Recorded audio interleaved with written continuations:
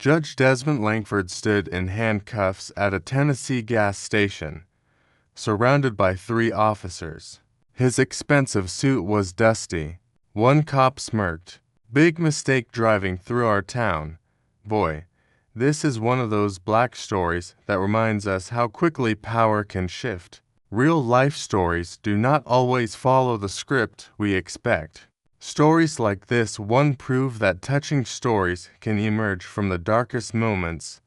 Late one night on a rural route, fluorescent lights flickered overhead. Desmond, 52 years old, stood beside his black Mercedes S-Class. His charcoal Tom Ford suit caught the light. His hands were steady. His voice was calm. He said nothing as the cuffs clicked shut.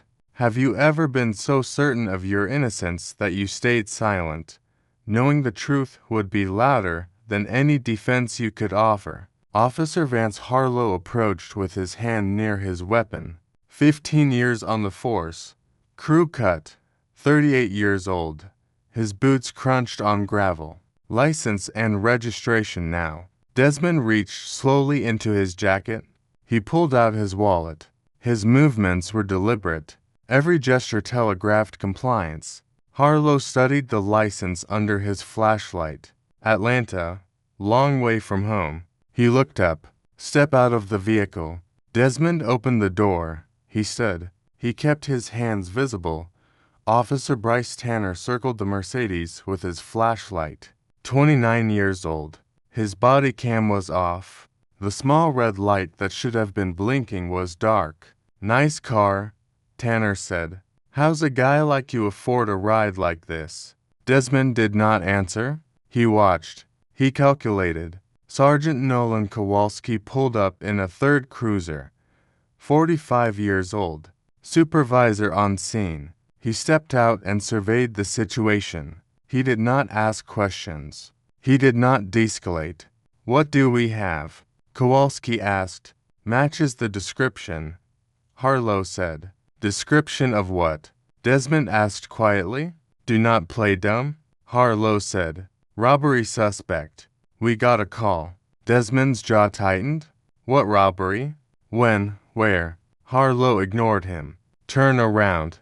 Hands behind your back." The handcuffs were cold. They bit into Desmond's wrists. Not painfully, just enough to remind him of their presence. Inside the gas station, a clerk watched through the window. Hispanic, 24 years old. College student, working nights. He had had his own encounters with Kowalski. He pulled out his phone. He started recording. Two other customers stood at their pumps. Both pulled out phones. The cameras captured everything.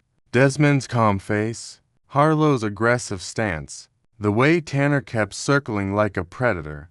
One customer whispered to the other, "Think he actually did something." The other shrugged. Cops would not arrest him for nothing. Desmond was loaded into the back of Harlow's cruiser. The door slammed. The world became smaller. Blue and red lights painted the night. His briefcase sat on the passenger seat of his Mercedes. Inside was a gavel-shaped paperweight. The engraving read Hun. Desmond J. Langford. 6th Circuit Court. Nobody looked inside. They arrived at Crawford County Sheriff's Department. Concrete walls. Fluorescent buzz. The smell of industrial disinfectant. Desmond was placed in a holding cell. He sat upright. His tie was still knotted. He folded his jacket beside him. Desk Sergeant Harlan Mills processed the paperwork. 50-something, he had seen everything twice. His eyes were tired but sharp. Harlow filled out the arrest report. Suspicious activity. Failure to comply. Possible vehicle theft. Mills raised an eyebrow. Vehicle theft. Registration came back clean. High-end car. Harlow said, "Out-of-state plates. Late at night." Run his record. Mills typed. The system loaded. No priors. Not even a parking ticket. "Harlow," Mills said slowly, "maybe we should." Kowalski interrupted. "Book him. Disorderly conduct. We will sort it in the morning." Mills hesitated. Then he printed the custody receipt. Personal effects. Wallet containing Bar Association card. Briefcase not open per protocol. Phone. Desmond watched this exchange. His face showed nothing. I would like to make my phone call, Desmond said. Kowalski looked at him. Phone system's down. You will call in the morning. That is a violation of. Do not tell me my job. Sir. Kowalski's voice dripped with sarcasm. Desmond stopped talking. A slight smile touched his lips. The first time he had smiled all night. Harlow noticed. What is funny? Nothing. Officer, Desmond said. I will wait. What they did not know. Desmond's absence had already triggered alerts. His court clerk expected a check-in call. His wife, a prominent civil rights attorney, expected the same. The State Bar Association had protocols for traveling judges. When judges do not check in, people noticed. Desmond lay on the cell bench in the early morning hours. His eyes were open. 3 rooms away, his phone sat in an evidence locker. It buzzed continuously. 47 missed calls. His watch caught the light. Patek Philippe Nautilus, $85,000. Harlow had seen it earlier. He had assumed it was fake. His wedding ring had an inscription visible when light hit it right. To Judge Langford, love eternal. Nobody had looked closely enough. Later that night, Desmond heard footsteps. A guard walked past. Desmond spoke softly. Officer, what is the date? The guard left. Desmond closed his eyes. He knew the rotation schedule. Tennessee rotates visiting judges from other districts to handle overflow cases. He had checked it before leaving Atlanta. The day of his visiting judge assignment in Crawford County Circuit Court, his assignment, he smiled again in the darkness. Mills, the desk sergeant, came back to check on him later. He stood outside the cell. You a lawyer? Mills asked quietly. Something like that, Desmond said. Mills nodded. He walked away, but he pulled Desmond's custody file. He read the Bar Association card entry. His eyes widened. He said nothing. In the morning, Desmond's wife, Claire, called the Crawford County Sheriff's Office. The receptionist answered. I am looking for my husband, Desmond Langford. He was arrested last night. Hold, please. The line clicked. Silence. Then Kowalski's voice. Ma'am, your husband refused to cooperate. He will see a magistrate this afternoon. This afternoon. Claire's voice was sharp. That is a 14-hour hold without arraignment. Kowalski hung up. Claire immediately called the Tennessee State Bar Association. The machinery was turning slowly, but it was turning. Desmond sat in his cell. His suit was wrinkled now, but his spine was still straight. His hands were still folded.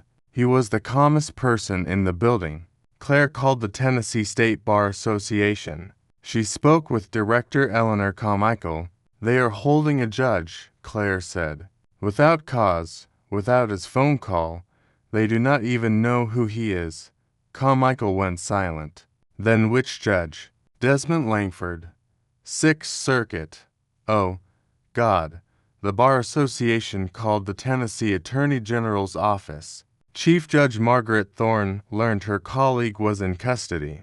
Judge Thorne had mentored Desmond for 2 decades. She had watched him rise from public defender to circuit judge. She knew his temperament. She knew his precision. She made one phone call. Do not release him yet. Let this play out. It sounded cruel. It was not. It was strategic. The gas station videos went viral.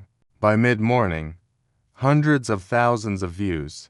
The customer who filmed it posted on Twitter with hashtags driving while black, Crawford County. A civil rights journalist picked up the thread. She broke down the timeline. Well-dressed man. Full compliance. No probable cause stated. Body cams off. Matches description of what crime. None reported in the county that night. Local news called the sheriff's department. We are hearing about an arrest last night. Can you comment? The receptionist transferred them to Sheriff Wade Calder. Calder was 58, 3 terms, elected official. He had survived scandals before, but he felt something different this time. He pulled up the custody log, then the gas station footage someone had emailed anonymously. He watched Desmond comply. He watched Harlow escalate. He watched 3 officers surround one calm man. Calder called Harlow into his office. What the hell happened? Routine stop, sir. He was aggressive. Calder turned his computer screen. Watch this. Tell me where he is aggressive. Harlow watched. His face tightened. Clips can be edited. This is raw footage from the gas station security system. Time-stamped. Continuous. Harlow said nothing. Kowalski entered. His wife is raising hell. She is some kind of lawyer. Coulter made a calculation. Political calculation. Cite and release. Get him out by noon. Disorderly conduct fine. $500. He will pay and leave. Sheriff, do it. What Coulter did not do was check who Desmond actually was. He just wanted the problem gone. Later, that morning, Desmond was brought to the magistrate court, basement level. Magistrate Ellis Graham presided. 42 years old, part-time position. He handled minor offenses. Standard procedure. Name, charge, plea, bail, Desmond Jonathan Langford. Grant read. Disorderly conduct. How do you plead? Not guilty. Grant set the hearing date for the day of the visiting judge assignment. Desmond's eyes flickered just for a second. Bail set at $1,000. Desmond paid from his wallet. He collected his belongings, his briefcase, his phone, his watch. As he signed the release forms, he looked up at Grant.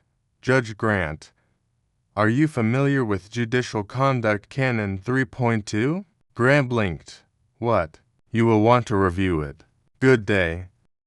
Desmond walked out exactly 12 hours after his arrest. Reporters waited on the courthouse steps. Cameras flashed. Questions flew. Were you mistreated? Will you sue? Do you think this was racially motivated? Desmond stood at the microphone cluster. Claire stood beside him. He raised one hand. The crowd quieted. His statement was 100 words, measured. Devastating. I am Judge Desmond Langford of the 6th Circuit Court of Georgia. Last night, I was arrested without probable cause by Crawford County officers. I complied fully. Their body cams were disabled. I was denied my phone call for 12 hours. I have served 18 years on the bench. I have presided over 4,000 cases. I have never, not once, been on the defendant's side of a courtroom until yesterday. This experience has clarified something I thought I understood. I did not. No further questions. He walked to his Mercedes. He drove away. Within minutes, CNN picked it up. MSNBC, Fox News.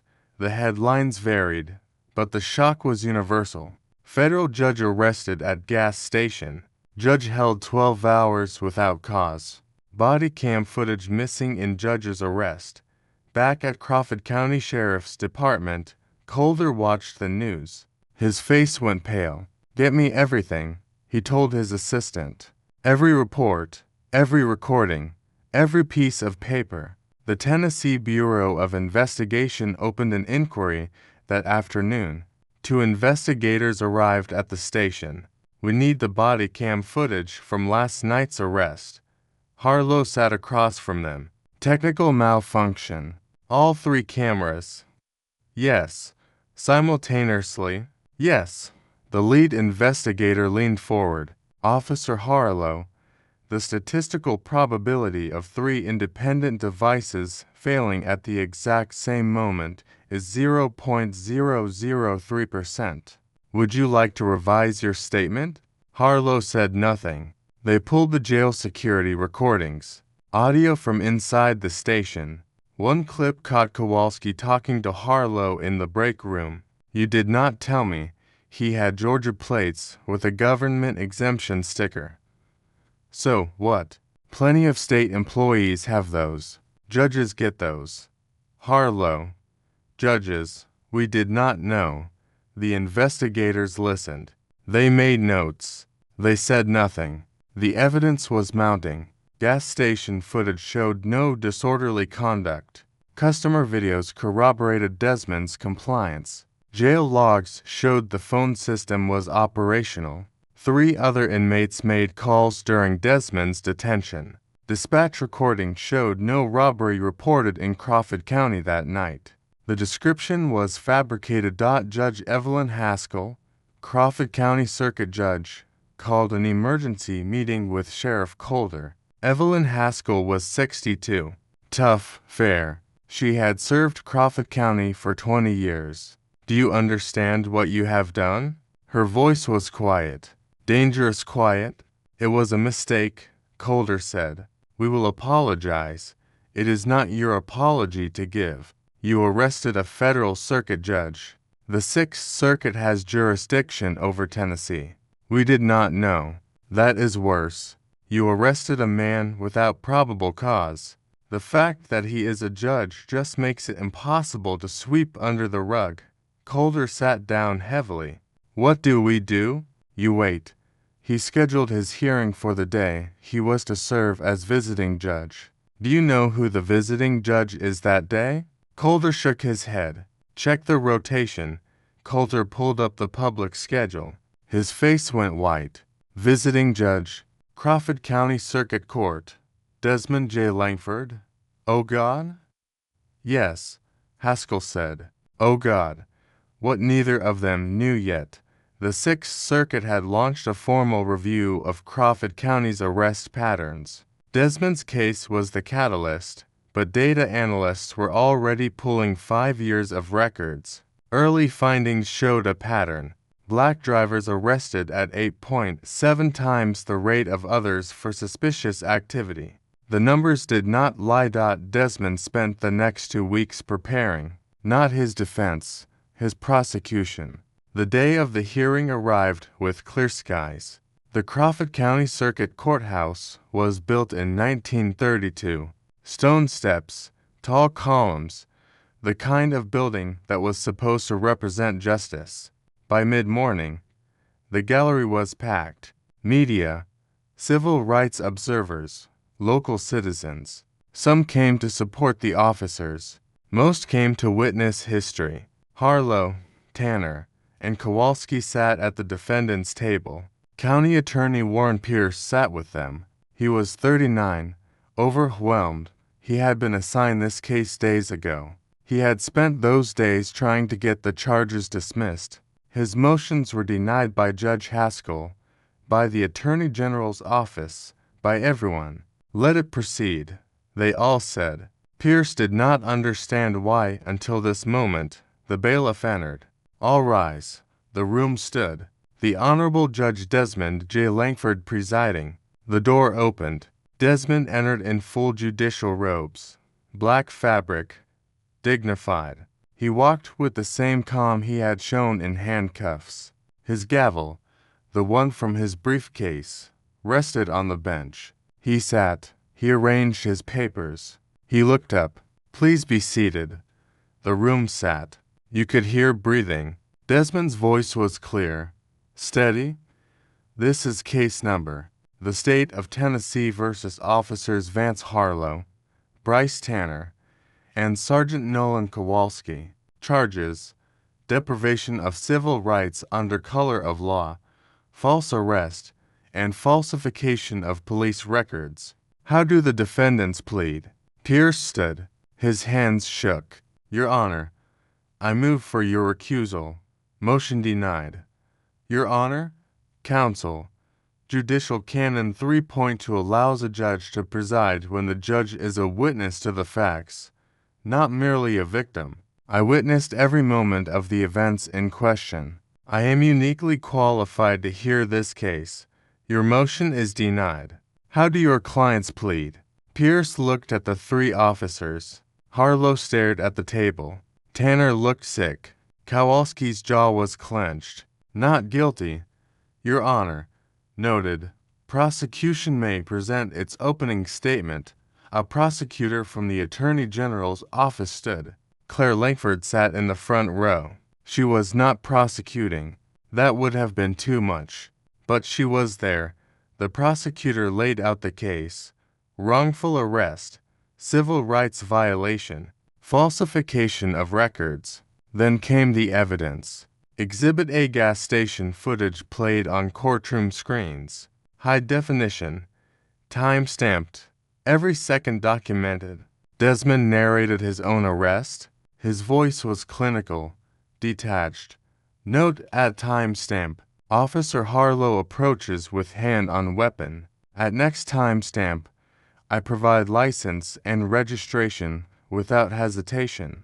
At next, I am handcuffed without stated probable cause. The footage showed everything. Desmond's compliance, Harlow's aggression, the way Tanner circled the car like he was hunting. The courtroom watched in silence. Exhibit B, body cam audit. A TBI investigator took the stand. All three officers' body cams were manually disabled minutes before initial contact with Judge Langford. Desmond looked at Harlow. Officer Harlow, is it standard protocol to disable recording equipment before a traffic stop? Pierce stood. Objection. Leading. Overruled. The officer will answer. Harlow cleared his throat. I do not recall. Let me help your memory. The device logs show you press the disable button 3 times in succession. That requires deliberate action. Did you or did you not manually disable your body cam? Silence. Officer. Yes. Yes. What? Yes. I disabled it. Why? I do not remember. The device does not forget even if you do. Noted. Exhibit C, dispatch records. Desmond entered them into evidence personally. He read from the log. That night, Crawford County Dispatch. 0 robbery reports. 0 theft reports. 0 violent crime reports between the hours of early evening and midnight. He looked at Kowalski. Sergeant Kowalski, you told me I matched a description. Description of what crime? Kowalski stared straight ahead. Sergeant, you are under oath. I believe there was a report. You believed wrong or you lied. Which is it? Pierce objected. Desmond sustained it, but the point was made. Exhibit D, phone call logs. Security footage from the jail showed 3 inmates making phone calls during Desmond's detention. Time-stamped. Audio recorded. Desmond played the audio. 3 different voices. 3 successful calls. Sergeant Kowalski, you told me the phone system was down. Was that statement true? I thought it was. You thought wrong. Again, the jury, 12 citizens of Crawford County, watched all of this. Their faces showed shock, confusion, anger. Then came Exhibit E. This was the bomb. Desmond introduced a statistical analysis.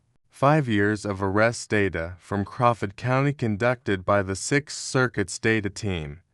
Dr. Sophia Vargas took the stand. Statistician, Ph.D. from Stanford. Expert witness. She presented her findings. Crawford County arrest data over 5 years. Black drivers 8.7 times more likely to be arrested for suspicious activity. 12.3 times more likely to have vehicles searched. 6.4 times more likely to be held overnight without bail. Suspicious activity arrests of black individuals. 89% result in dropped charges or acquittal. Same statistic for others. 34%. Desmond let the numbers sit. The courtroom absorbed them. The jury absorbed them. Dr. Vargas, in statistical analysis, what do we call a pattern this pronounced? Systemic discrimination. Your Honor. Desmond stood. He exited through the judge's chamber. The courtroom erupted in whispers. Harlow sat frozen. Tanner put his head in his hands. Kowalski stared at the bench where Desmond had sat. Pierce turned to them. Take the deal. We did not do anything wrong, Harlow said. You arrested a judge without cause. Your body cams were off. You lied about a robbery. You denied him his phone call. A jury will convict you in 20 minutes. Pierce's voice was harsh. Take the deal. After lunch, court reconvened. Pierce said, Your Honor, the defendants accept the consent decree terms. Desmond nodded. Let the record reflect that acceptance. Now we address the systemic issues that allowed this to happen. He read the terms aloud. Every word, every condition. Officers Harlow, Tanner, and Kowalski suspended without pay for 90 days. Then 2 years probation. Any citizen complaint triggers immediate review. Second violation equals termination. Sheriff Coulter, not criminally charged, but must implement reforms within 180 days or face removal proceedings. Department-wide bias training. All 47 Crawford County officers complete 40-hour certification repeated annually.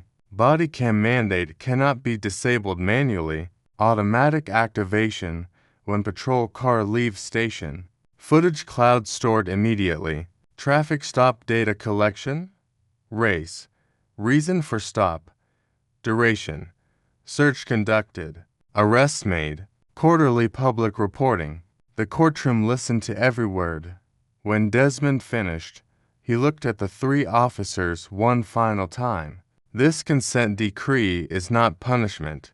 It is education. You will learn what I learned in that cell. What it feels like to be powerless, to be disbelieved, to be judged before trial. And then you will learn to never make another person feel that way. Do you understand?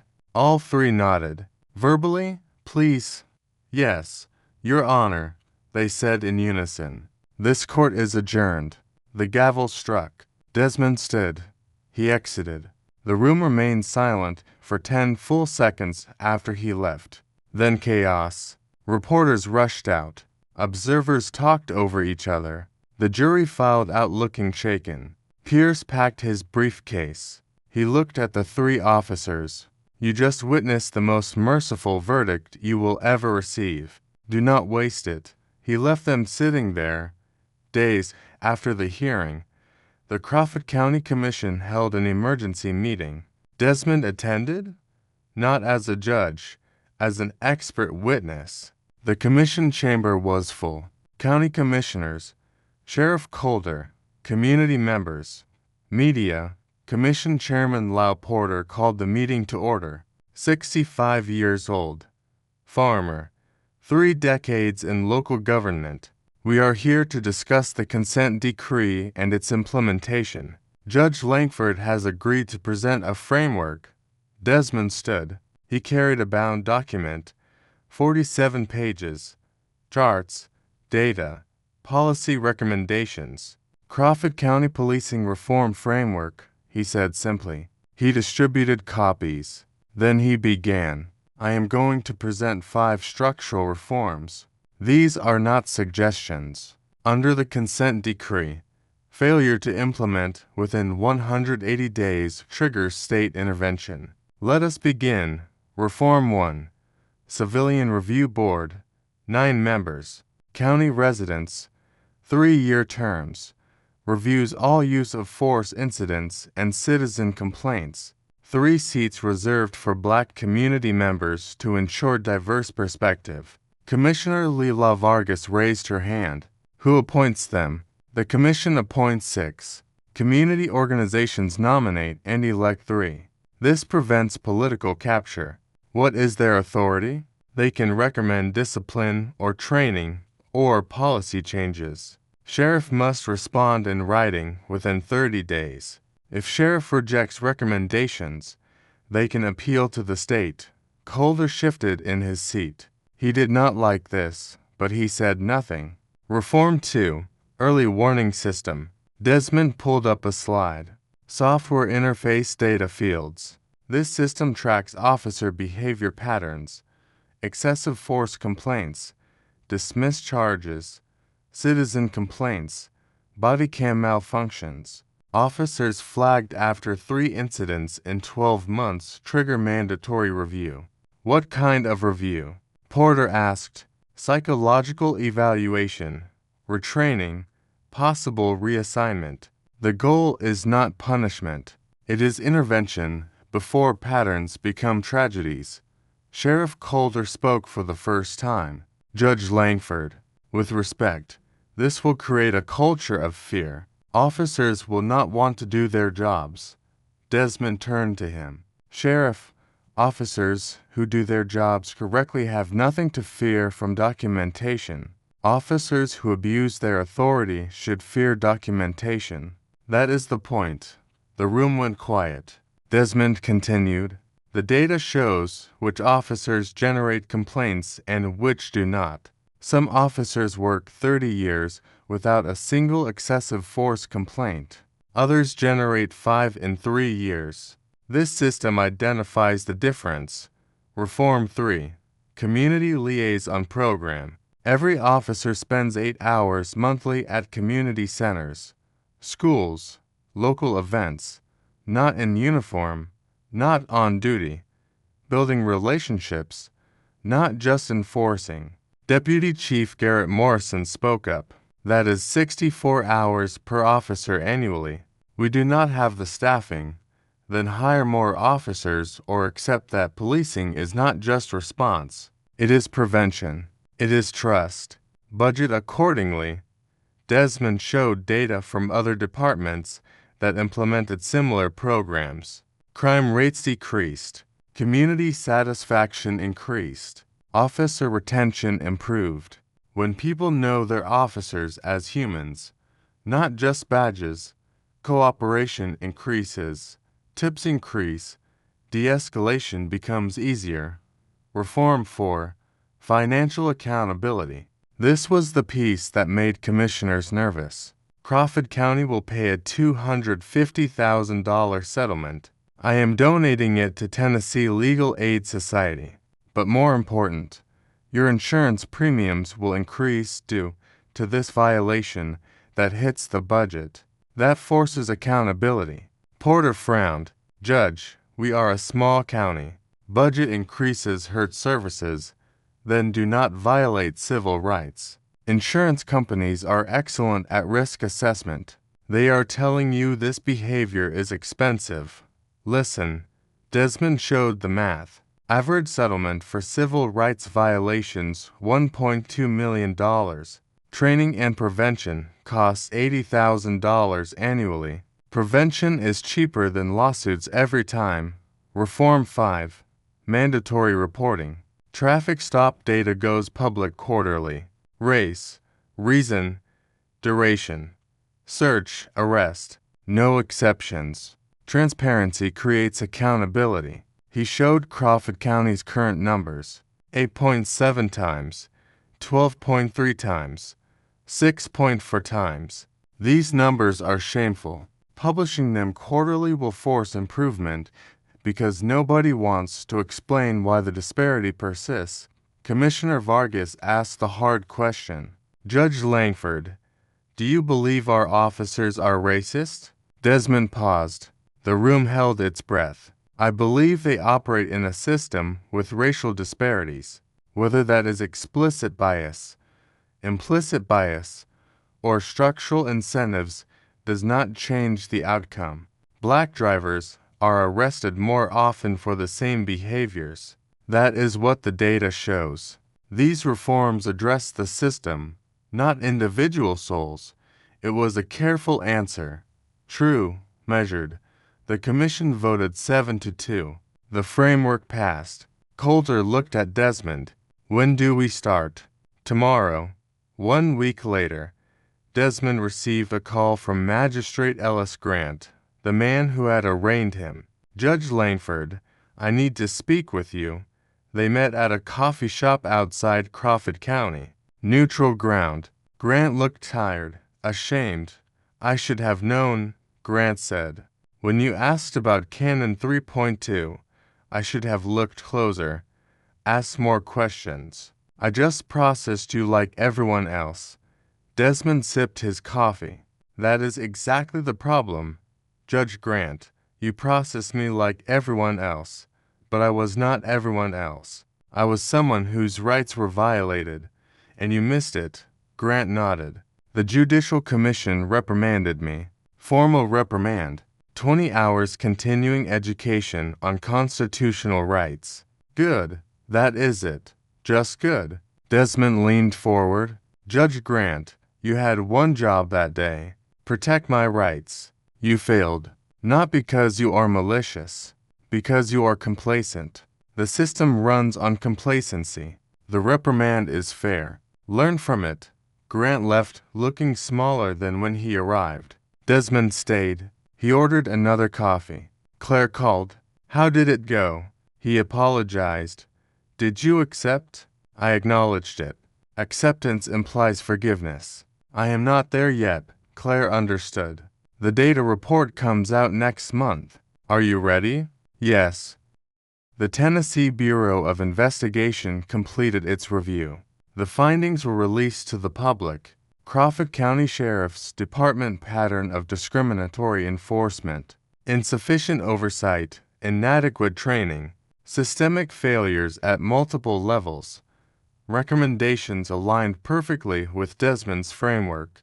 Because Desmond had consulted on the investigation, his expertise, his experience, his data, the report went further. It recommended state monitoring for 2 years. If disparities did not improve, the state could assume control of the department. Coulter read the report in his office, alone. He was 58 years old. 3 terms as sheriff. He had never faced anything like this. He called Desmond. "Judge Langford, I need your help." "I am listening." "I do not know how to fix this."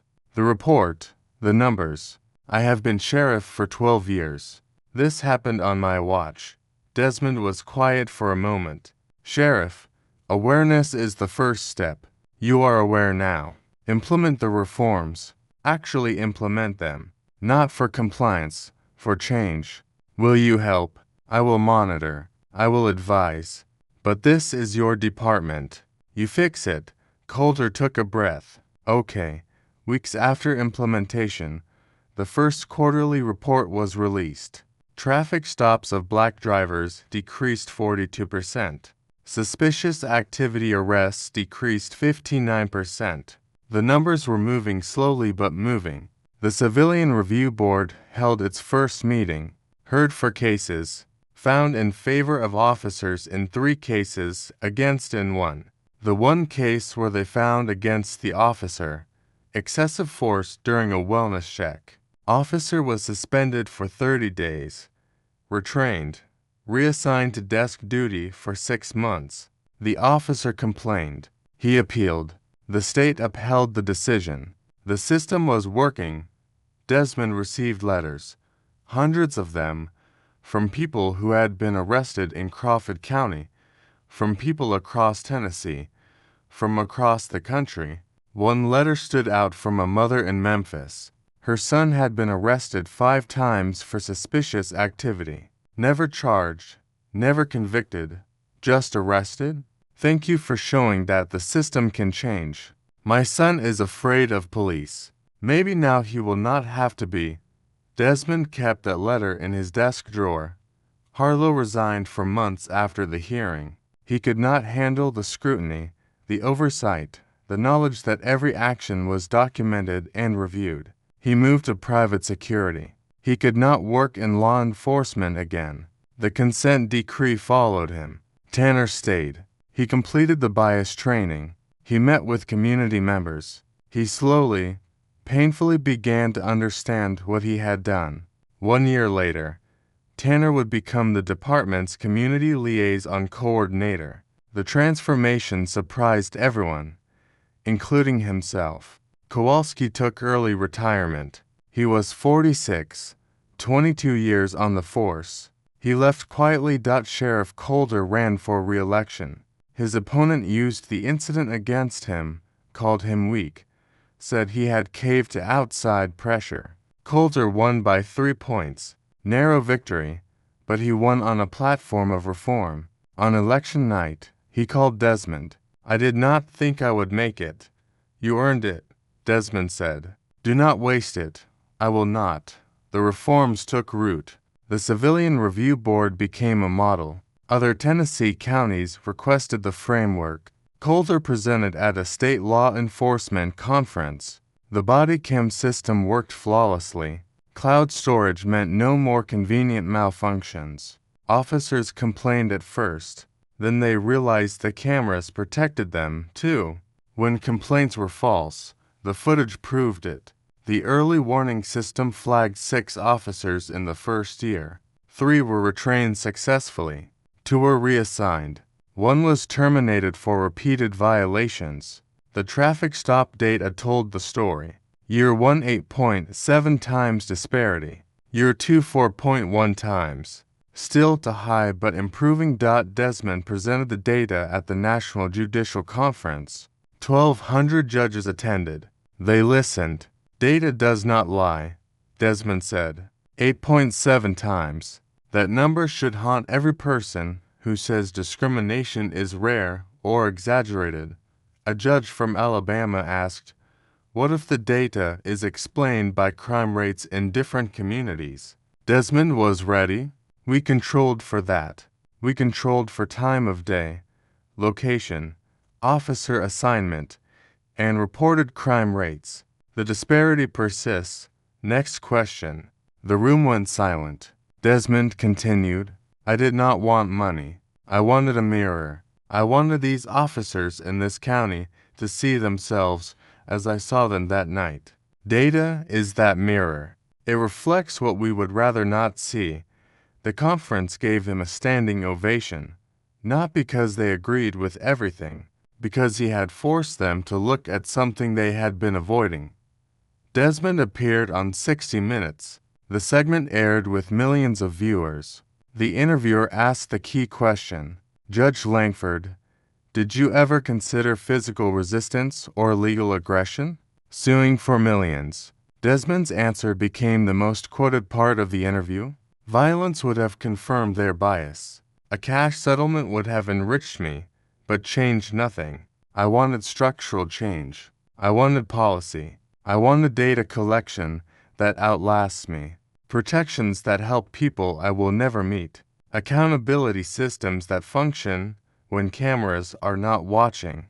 That is not revenge. That is citizenship. That is what the bench taught me."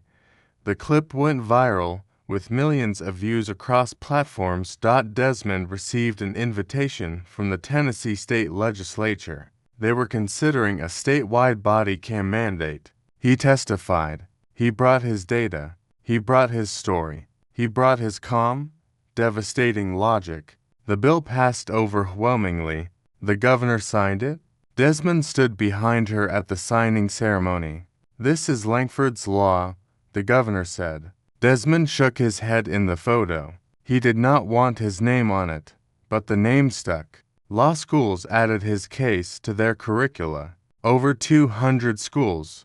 Students studied the consent decree, the statistical analysis, the systemic approach. Desmond gave guest lectures at several schools in the first year. He talked about implicit bias, about data-driven reform, about the importance of lived experience. At Yale Law School, a student asked, "Judge Langford, how did you stay so calm during your arrest?" Desmond thought about it. "I stayed calm because I knew anger would not help me, and I stayed calm because I was gathering evidence. Every word they said, every action they took, I was already building my case." Another student, "Would this have worked if you were not a judge?" Desmond's face grew serious. "No, that is the problem. My title gave me tools most people do not have. That is why the reform cannot be about protecting judges. It has to be about protecting everyone." The gas station clerk, Rosa Martinez, applied to law school. She had saved the security footage. She had testified at the hearing. Desmond wrote her recommendation letter. She was accepted to University of Tennessee Law School, full scholarship. She called him crying. "I cannot believe this." "I can." Desmond said. You did the right thing when it mattered. That is what lawyers do. The two customers who filmed the arrest joined their local NAACP chapter. Both became police reform advocates. One ran for city council. He won. Judge Margaret Thorne, Desmond's mentor, launched the Judicial Equity Initiative training program for judges, how to recognize systemic bias in their own courtrooms. Hundreds of judges completed the training in year one. Sheriff Coulter, despite everything, earned reluctant respect. He implemented every reform. He met with community leaders monthly. He published the data even when it looked bad. Year 3 data. Traffic stop disparity down significantly. Still not equal, but moving. Coulter hired Crawford County's first black deputy sheriff, promoted her to community liaison supervisor. The Citizens Review Board heard dozens of cases in year one, found for officers in most cases, against in others. The board's independence proved its legitimacy. It was not rubber stamping either side. Desmond returned to Crawford County 1 year after his arrest. He visited the gas station. The owner had renamed it Langford Stop. Desmond had not given permission, but the owner, a Vietnamese immigrant, refused to change it back. You changed this place, the owner said. People are safer now. I honor that. He donated coffee sales to civil rights organizations. Thousands of dollars in the first year. Desmond stood at the pump where he had been arrested, exactly where he had stood. He looked at the spot where Harlow had approached. He felt nothing. No anger. No bitterness. Just resolve. Desmond wrote an essay for The Atlantic. It began with this paragraph. I have sentenced men to prison.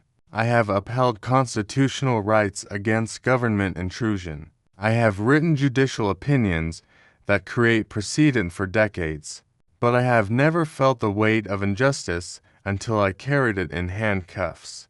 The judge's robe creates distance, necessary professional distance from the defendant's reality. That night stripped away the distance. I stood where thousands stand daily, powerless, disbelieved, and judged before trial.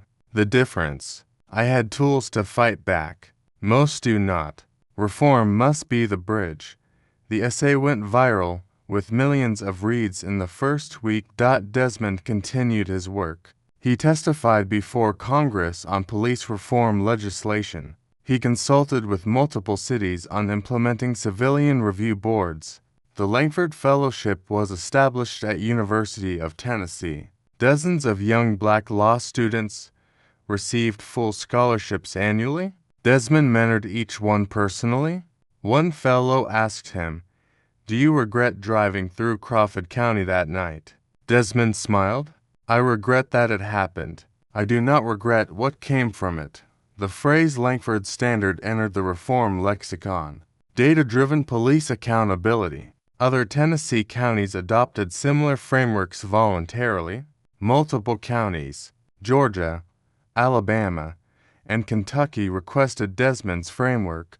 The U.S. Department of Justice cited Crawford County reforms in guidance documents. A documentary was made, The Judge and the System, PBS. It won an Emmy. The film ended with Desmond returning to his courtroom in Atlanta. Business as usual, except nothing was usual anymore. Every defendant who stood before him now stood before someone who had been in their position. Not metaphorically, literally. Desmond's sentencing changed. More nuanced, more aware, more just. His colleagues noticed. Judge Thorne asked him about it. "You are different now." "I am," Desmond agreed. "I understand what I could not before. The fear, the helplessness, the knowledge that the system can fail you even when you have done nothing wrong. Are you glad it happened?" Desmond considered this. "I am glad something good came from it. I am not glad it was necessary." The gas station became an unofficial memorial. People left flowers, signs, messages of solidarity. One sign read, "Justice here, The station owner kept it up. Desmond's story was taught in law schools. His calm mugshot became a meme. The caption, "When you are not mad, just disappointed on a constitutional level." Desmond found this funny. Claire did not. "They are trivializing what happened to you." "No," Desmond said. "They are making it accessible. If a meme gets a 20-year-old to think about civil rights, I will take it." Years after his arrest, Crawford County released its data report. Traffic stop disparity nearly equal. Not perfect, but approaching it. Citizen complaints down significantly from pre-reform levels. Community trust survey showed increased confidence in police. Desmond read the report in his chambers. He called Calder. "You did it." Calder's voice was tired but proud. "We did it. You gave us the map. We followed it. Keep following it." "I will." These are the kind of real-life stories that remind us change is possible. Black stories like Desmond's prove that touching stories do not require violence to be powerful. Stories, the kind that show systems being challenged and reformed, offer hope. Desmond closed his essay with these words: "I was arrested for nothing, and that nothing became the foundation for something." This is not a story about one man's vindication. It is about the thousands of nothings. The stops, the searches, the suspicions, the handcuffs without cause that happen when cameras are not rolling, when judges are not wearing suits, when no one with power is watching. We watched this time. Now we build systems that watch always. His final message to everyone who heard his story. If this story moved you, do not let that feeling dissipate when you scroll past. Here is what you can do. Comment below about a time you witnessed or experienced injustice. Silence protects systems. Stories expose them. Your voice matters. Share this video. Someone in your network needs to see that quiet resistance can reform systems violence never could. Transformation spreads through sharing. Research your local police department's traffic stop data. Most cities publish it. If the numbers look like Crawford County's did, attend a city council meeting. Ask questions. Demand answers. Subscribe to this channel. We tell real-life stories of power confronted, systems changed, and dignity defended. Black stories, touching stories, stories that matter. The gavel Desmond carried that night was not just his. It belongs to every person who refuses to accept that is just how things are. Now it is your turn to pick it up.